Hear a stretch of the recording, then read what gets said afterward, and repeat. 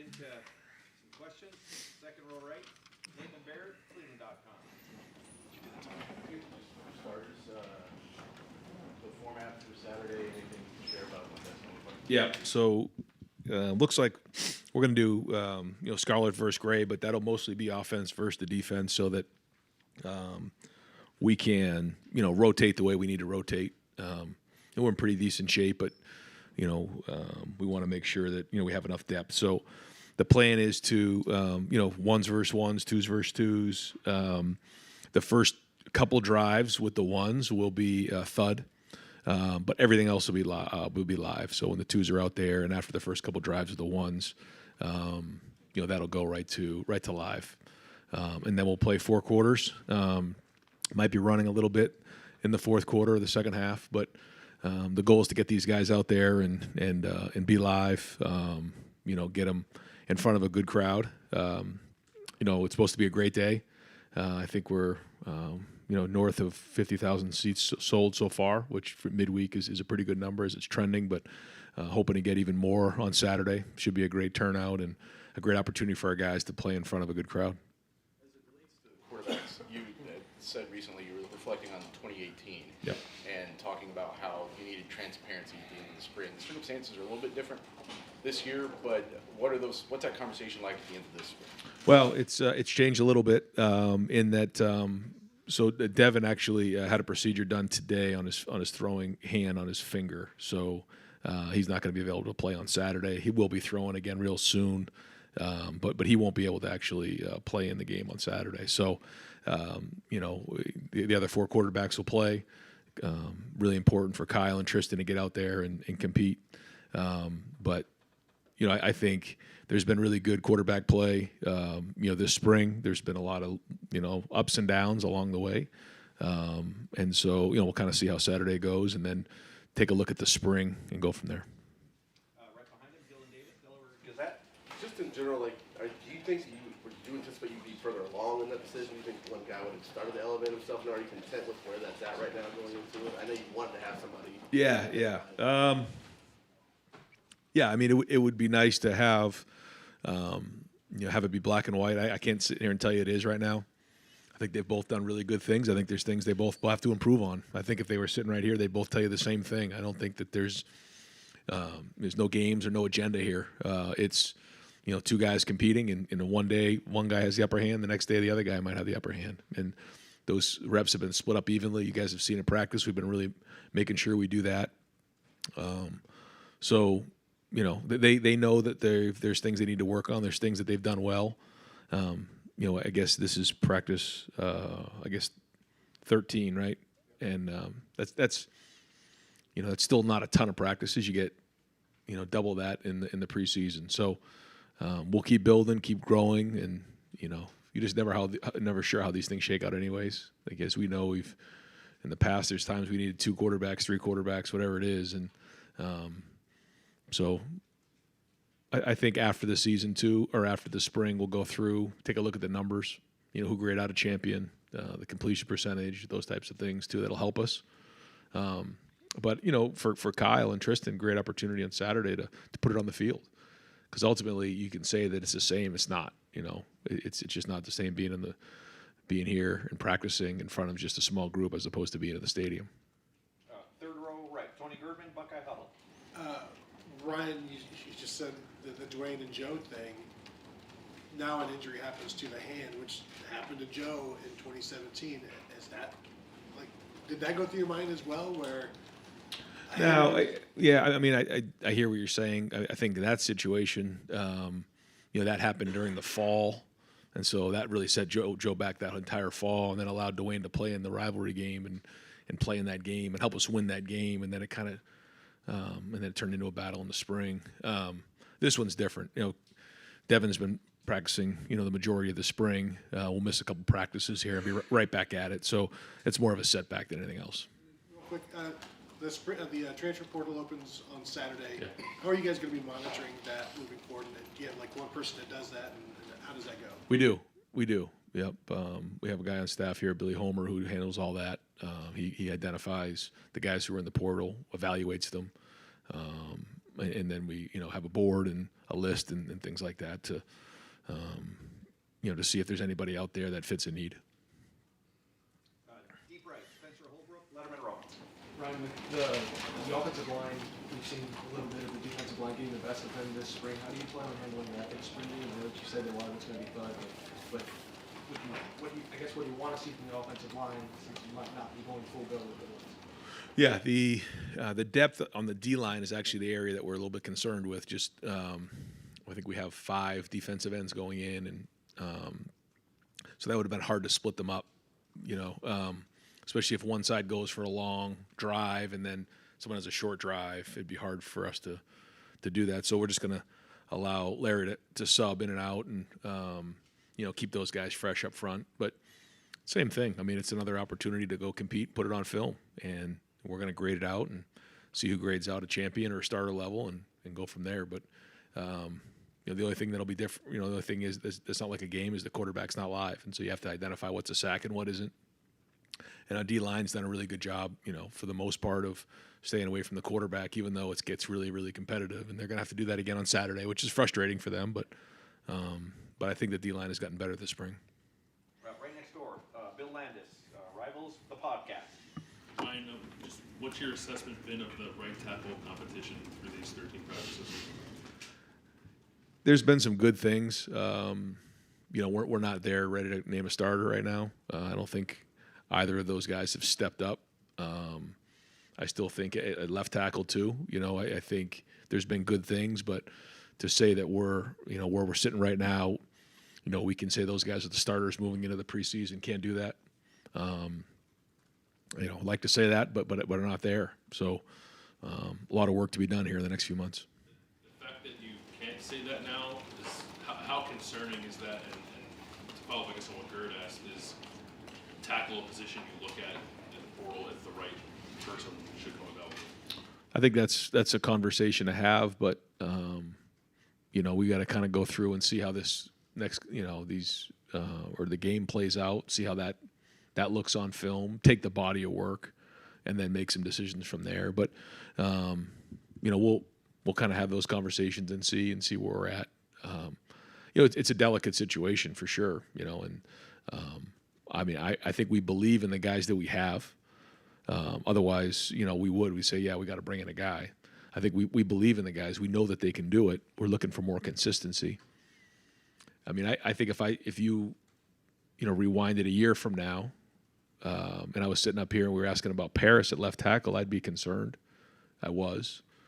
He came a long way, and so I know these guys can as well. I think Justin does a great job teaching technique, but they're going to have to do that here in the next couple months. Front row, Joey Coffin, Columbus Dispatch. Ryan, when Justin was here in 2019 and won that competition and CJ won in 2021, when you look back on their spring games, what role did that play in the way you evaluated them and ultimately led them to winning the job? Well, I remember the game that Justin was in. He actually struggled a little bit early on, and so I think we threw like a long ball on like the 5-yard line to I forget who it was, and it might have been Ben Vick. Yeah, it was Ben Vick, and it kind of made the day okay because it wasn't a good day leading up to that, and so that was concerning coming out of that game. I mean, I was concerned that night, thinking to myself, all right, do we really have a quarterback here who's ready to play? We knew the talent was there. And so those are the things this time of year you just, you worry about. But it's just another piece of the puzzle. But I think it does tell you when you're in the stadium how things are going. But to think that Justin would have played the way he did that year coming off of that spring game, that wasn't a great indication of how he played, because he certainly played great, Now, for him, he had just been in the offense for a couple of months, so that probably played into it. These guys have been in the offense a little longer.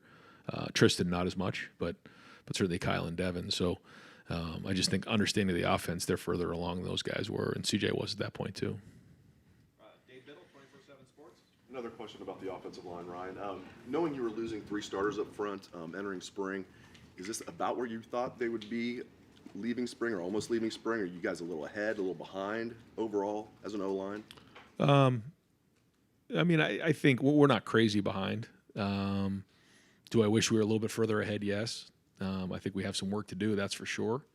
But they have got better. There's been really good plays. There's been really good snaps. There's been great flashes. There's been good practices.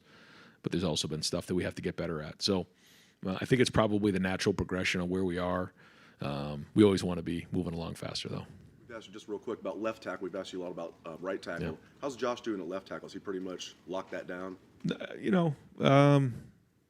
He's getting there. He's getting there. I can't sit here and tell you he's got it locked down just yet. Making the transition to left is different. I think Josh certainly has the ability to do it. You can see it on film. That for him, it's just the consistency of doing it over and over again. It's very different when you're the starter and you got to do it over an extended period of time than just do it once or twice. He has the ability. He's shown he can do it this spring. If he can just increase the consistency, then he will lock it down. Third row left, Dan Hope, 11 Warriors. Ryan, we haven't seen Ryan Williams out there a lot the last couple times he's been in practice. Just what's his status right now? Yeah, he'll be available probably for the first couple drives, like the thud drives on Saturday, and so there's nothing there that's a long-term injury. How are you got to handle things with the running backs? Obviously, Trey being out and Maya being limited. Yeah, so we'll start off in the warm-ups with a 10-minute individual period. So the guys who won't be participating in the game, like Trey won't be in the game. Julian, Mac, Tommy, those guys will all do individual drills for about 10 minutes just to get them moving around, get them going, dress them out.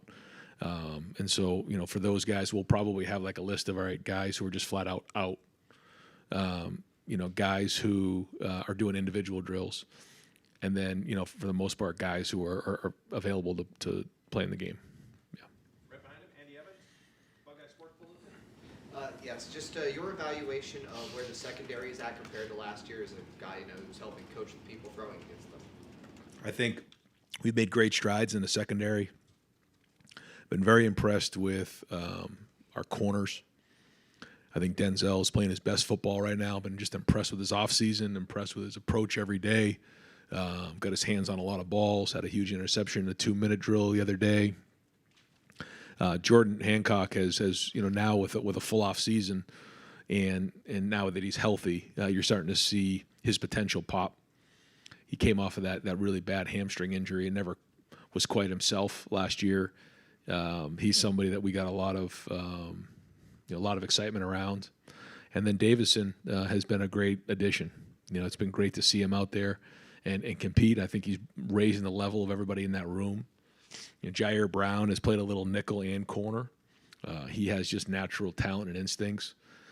Jermaine's been out there, Ryan Turner. So, we're starting to get a group in there that Tim's been able to now spend a year or two with. And I think the addition of Davidson and now a year of experience in that group, you're seeing their hands on a lot more balls and challenging throws, which is really exciting. The safety position has been much more solid. Lathan and Proc and Sonny and some of the guys back there have done a nice job. Jahard Carter was playing well about midway through. Had a little bit of an injury that'll I don't know whether he's going to be available or not on Saturday, but up until that point, he had shown, again, kind of raised the level of everybody back there. It's year 2 in the system, more experience, and a couple added pieces. I've been encouraged. Far left, Stephen Means, Cleveland.com. Right.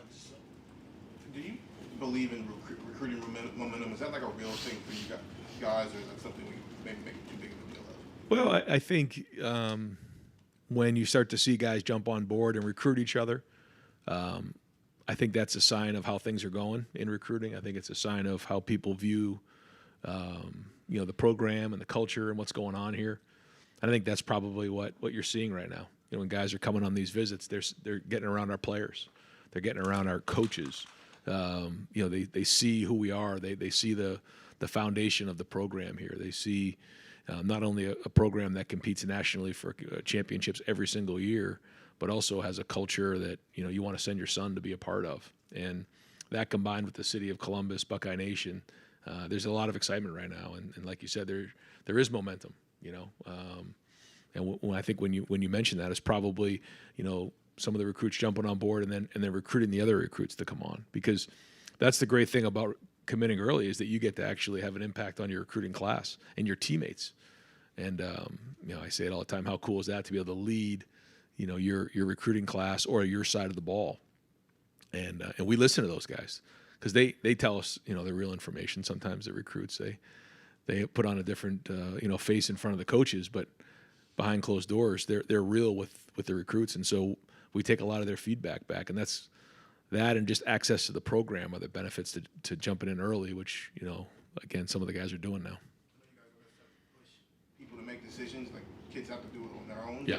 Is it nice when you can have, a kind of a run like it feels like you guys are having on right now with multiple people like this? Yeah, it's big, it's huge, it's great for the program, it's great for the recruiting class.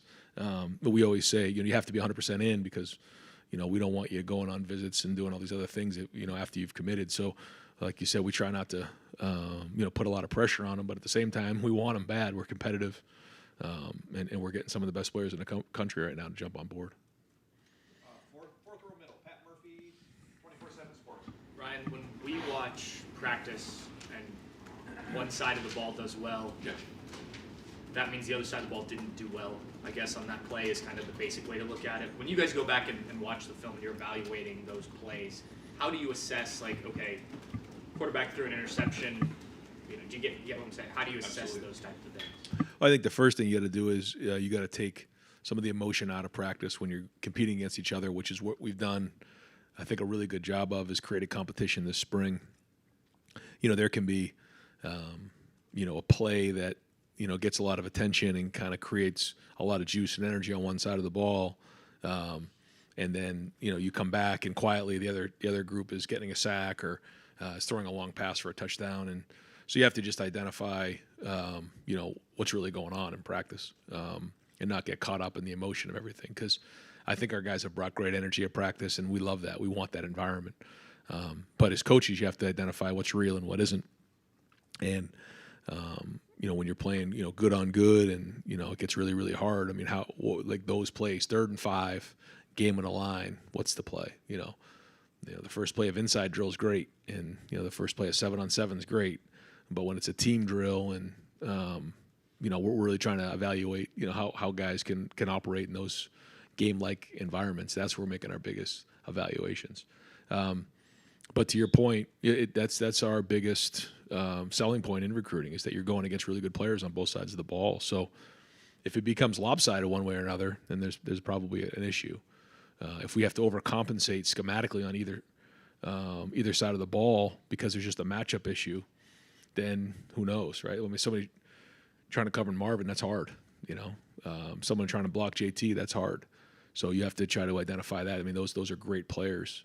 But you also need to win your share too if we're going to go win championships and reach our goals. So it's great evaluation. That's one of the great things about being in practice at Ohio State, is you're going against great players, and I think that builds confidence. Like if you can do that, if you can block JT or Jack, or Kenyatta coming off the edge, you feel pretty good about most of the guys we're going to play, that you can do the same thing.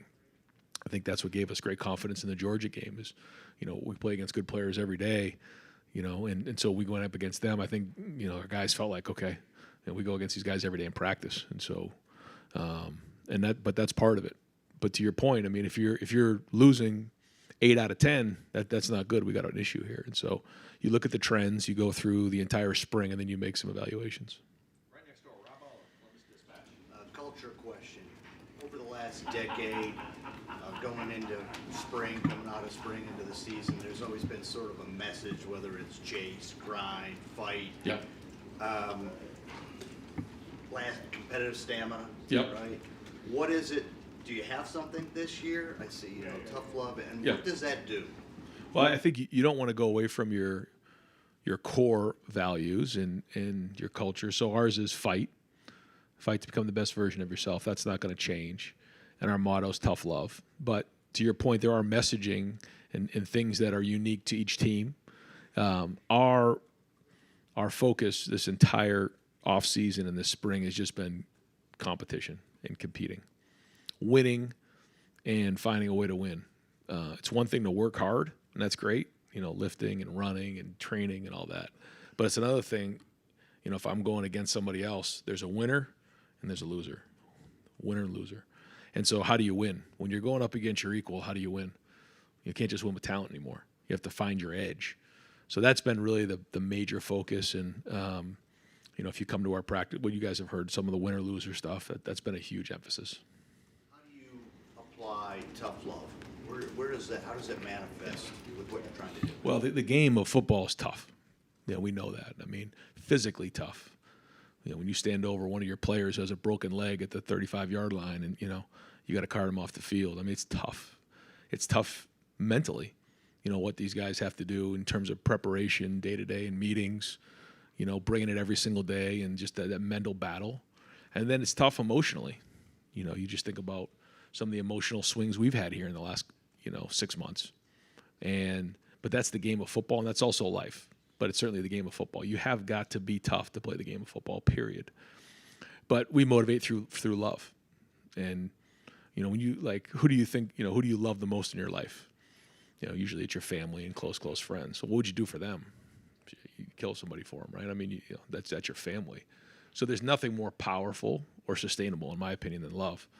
And if you love your coaches and you love your teammates like you love your family, then we got a chance to really do something special. So when you hear that term love, you kind of think, well, it's a different term. But what does that mean? What does that have to do with football? I think it means everything to do with football. Loving the game, loving your teammates, loving your coaches. So when you combine the two of those, tough love, and that's kind of what it's all about. Right next door, Cam T. Robinson, The Athletic. Ryan, in the era of the transfer portal, how do you juggle concern about a position in this time of the year, but also knowing you have a lot of time till the fall where you could get like a Paris type growth or Justin Fields type growth? Yeah, it's it's kind of what they deal in the NFL with, right? With the free agency and the draft. It's the same thing we're dealing with right now, and making sure that we have what we need, knowing that our culture matters, our chemistry matters, our leadership matters. As you guys know, we've been very careful to add pieces here, but we know it's a necessary thing. And so we have to sit down at the end of spring and identify what positions do we feel good about, where do we have depth that we feel strong about, because we know we're going to lose guys along the way and guys are going to have to step up. So if it's somebody that we feel like is at starter level and we're okay there, that's great. If we feel like there isn't someone there that is at starter level, then maybe you need to add a piece. If we feel like it's a depth issue, then we'll add somebody like Tristan was a great example of that. You talk about somebody who's come in and done an unbelievable job here. He came in with no expectations, really with the plan that he wants to be a coach, and so he sat in meetings with us. He's been in staff meetings with us. It's almost like an apprentice, what he's doing right now. He's coming in as a player, but he also wants to be a coach. And so what a cool opportunity for him, and something hopefully that we can build on moving forward is guys who want to get into coaching, who are quarterbacks, who can come in and provide that maturity, but also learn the game. And that's what he's doing right now, and he's doing a great job. But that was an area that we felt, we need some depth there. And it's hard to do, and so that's what we look at. Do we have somebody at starter level, and, do we have enough depth? Have those conversations. How do you calculate what is like, you see somebody on the field, they're not consistently at that starter level, but they have that potential on, do I risk for this potential, or do I go get somebody at the portal who I know could be that right now? Well, even when you bring someone in, you don't really know. You think you know. It's like in recruiting. If we knew all the time, then we wouldn't be worried about this. It's like you try to do the best you can to evaluate it. But again, we put so much, probably more than anybody else in the country, into the guys who have been in the program for a few years, and that matters. They understand the culture. They've been through it with Coach Mick and all that, and so we'd rather not. But sometimes there's times we feel like we need to, then we will. All right, Clay Hall, WSYX. There's a couple of, I think, NIL opportunities coming up. Yeah. But are you do you see yourself as the point person for NIL? Is there somebody who sits in an office and gauges who needs what? Yeah, certainly no. I can't do that, and I don't do that. But I am trying to circulate the conversation to understand, for everybody in Buckeye Nation, the city of Columbus, the state of Ohio, to normalize NIL, because it's not going anywhere, and it's a critical part of our recruiting. And we've had a lot of people who have embraced it, and because of that, we're starting to build some momentum here in recruiting. But we're going to need more and more help. That's just the way it is. And so I've tried to do the best I can to, again, normalize the conversation and help our guys with opportunities. Not that I can directly do that, but by talking to folks and let them understand that this is okay. This is something that, you know, is important to our program, is part of my job now. Luke Fedlam indicated to me that he thinks by late summer, we may have some congressional involvement. Do you think there's guardrails or more enforcement or whatever you want to call it coming? I hope so. Yeah, I hope so. I think the biggest struggle that a lot of us have, I know that I have, is when we're talking about something like this, and there are other things like this right now in college football, there's really nothing to compare it to. There's no benchmark. There's no precedence for something like this. And that makes it hard because sometimes you don't know where you're going. But I do know that some sort of guardrails, like you're saying, around this would certainly help. The thing with the country western band, are you involved? Will you play an instrument? Do you sing? I leave the playing instruments to Coach Mick. He's unbelievable on the drums. So I cannot play a musical instrument, although I'd love to. I just don't have a lot of time to learn how to play a musical instrument. So you're going to sing? I don't think I'm going to sing. I might get up on stage or, you know, or something like that and have some fun, but I don't think I'll be singing. All right, Adam King, WBNS, NTV. You said that you wanted to be more of a CEO and the offense and defense. Now that you've kind of got a spring underneath you, do you feel like you've seen a difference in your coaching style this spring? You'd have to ask the coaches. I'm not sure. I'm trying to stay in the middle of the field. It's not easy to do. I'm trying. How do you think Coach Hartline's come along with his offensive role? Well, I think first off on the offensive side of the ball, the only way to really allow them an opportunity to progress is to kind of take a step away. I think it's hard when you're in that situation. I've been in that situation before, and the first thing you ask is, what does the coach expect me to do here, as opposed to what's best. And so I think they've been navigating that well. Certainly he and Justin, work well together. They're both very bright. Keenan, Corey, Tony. I mean, it's a good group in there, and they know the system, which is great. But a big part of that is how does the system, adapt to this group, because this is a different group than we had last year, and every year it changes. So really bright group, and I think it's been great to see the new dynamic in place. Right in front of him, Justin Holbrook, WCMH. Going back to depth, if you think about a player who has a really good spring or a good spring game, especially in the ones because of injuries, how do you balance that with the immediate of what might be offered somewhere else this season and building them and being part of that depth and being part of this to stay around? Yeah, it's. I don't think there's a hard and fast answer to that. I think you have to take all things into consideration, and you try to do the best you can. But I think you're identifying all the things that come into play when you're having these conversations. And if it was just clear cut, it would make it a lot easier. But there's a lot of things to consider. How much weight do you put on how a guy plays in front of 50,000 people on Yeah. this one day as opposed to the totality of spring? It's a piece of the puzzle, yeah, for sure. I mean, we've had guys who have gone out and played really, really good in that game and not really had great careers, and then other guys who have really played poorly in that game and had great careers. But I'd say the majority of it's a pretty good indication of how they're going to handle themselves in a pressure environment. Front row right, Austin Ward, Rivals, the podcast. Right, I know it's 13 practices and tight end is a developmental position, but has anything that Jelani did in the last 6 weeks changed your expectation for what he could give this year? I think he's got a lot of potential. I think we can see that. The tight end position is such a developmental position, and I think he's embracing that, which is the best thing he can do, because that position just doesn't happen overnight.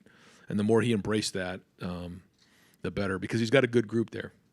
Cade's certainly the leader of that group, but G and Joe both have had really good springs. I think they're really going to help us. You're going to see us in 12, and who knows, maybe even 13 at times next year. But he's got a lot of people there he can look up to learn how to do it, and he's got a lot of potential. I mean, to think about a guy that we've had at that age come in with this much talent, I don't know. I don't know if we've had one since I've been here. If you had to play a real game on Saturday, what do you think you would show in 12?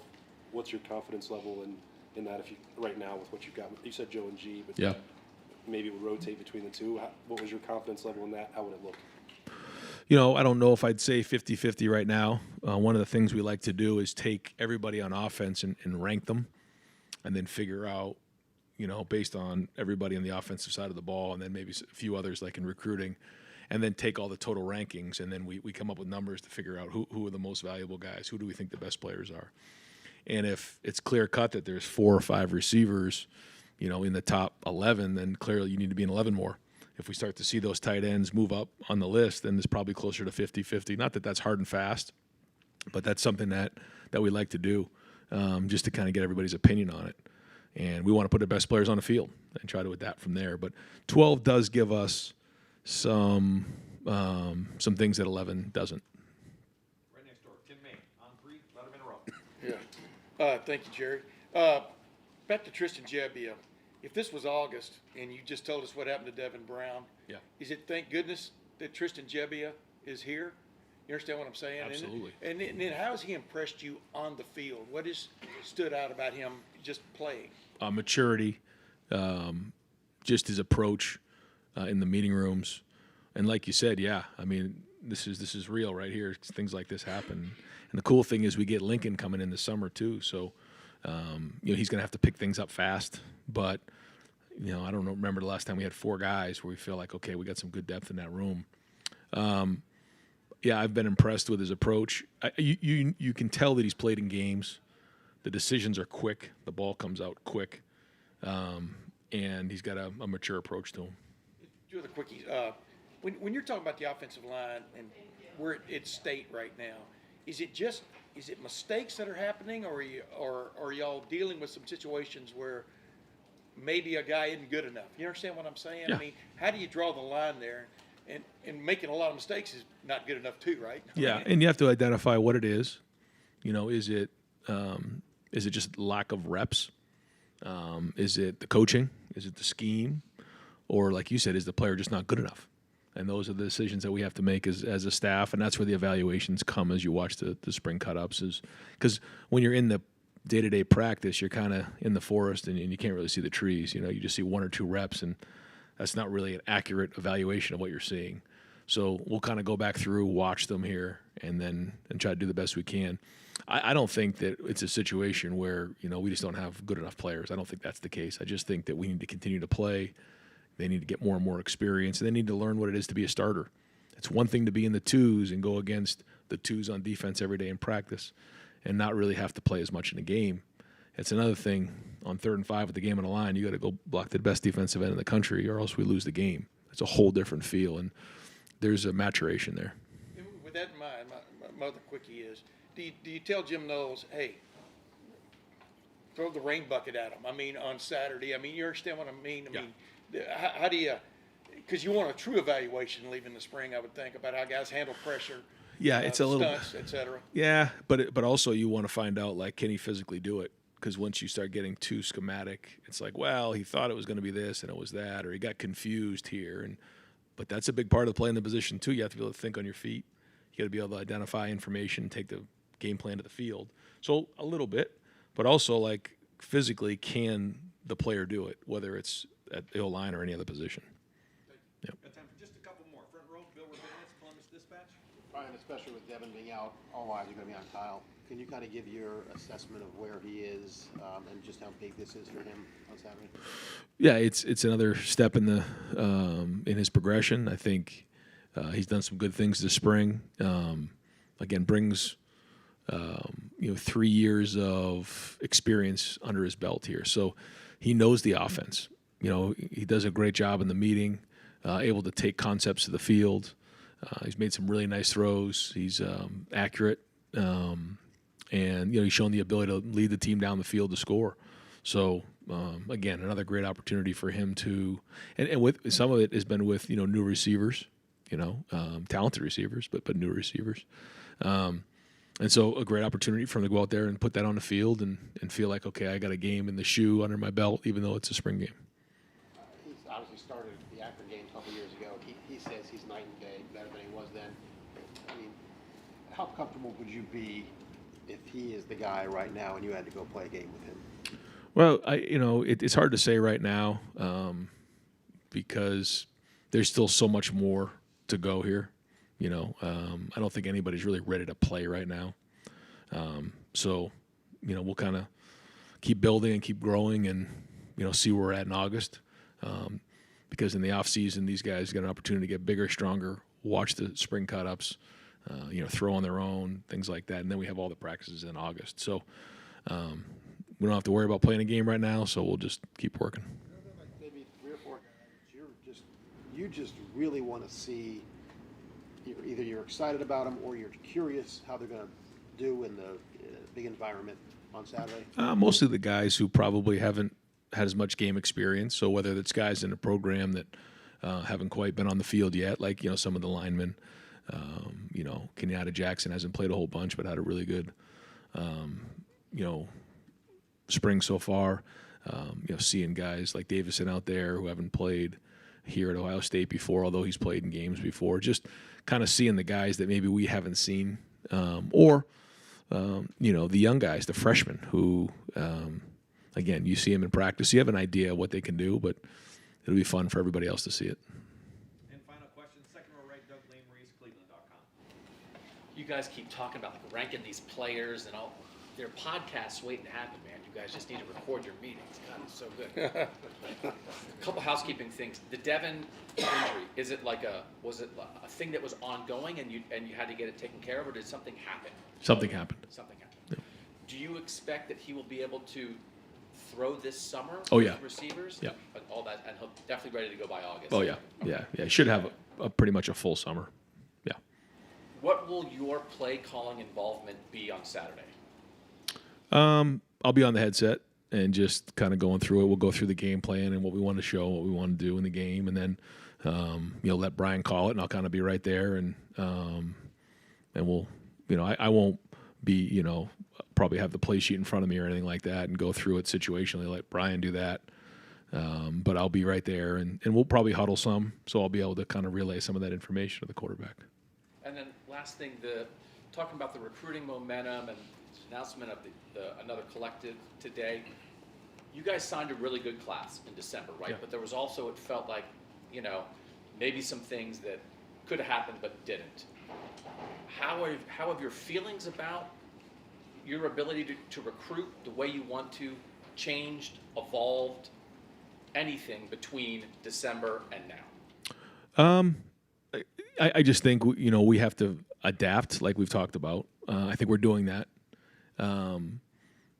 I also, recognize that the truth is when you don't sign a big class, your rankings aren't as high because the quality of the guy that we brought in was very high. But the reason that we didn't sign as many guys is because guys didn't enter the transfer portal. So that's just the truth. And so I don't know. I think we're going to sign a big class here, which is great. But I also want to sign a quality class, which we're doing. But I also think that we're in better place to compete for some of the bigger guys in the country. Hey, Jared, can I ask one quick? Are you disappointed that wherever that group is, has opted to kick the can down the road a little bit on letting basically everybody who is on staff coach or be involved in coaching? I mean, is that disappointing to you? I mean, what's just your take on it? There's a lot to work through there. I think there's a majority of coaches that would like to see, more flexibility for the coaches to do work on the field in practice, not so much in the game, but in practice. But there's a lot that comes with that. IAWP issues and recruiting that we got to make sure that we clear up. And there's a lot that goes with that, labor laws and things like that. So I think that there's a push for it, but at the same time, I know that those things aren't easy. And I'm of the opinion that sometimes right now, more than anything, less changes is the better. We've had so many changes, and it takes us a long time to see the effects of all these changes. So what would the effects of that be? Not that I'm saying I don't think it's a good idea, but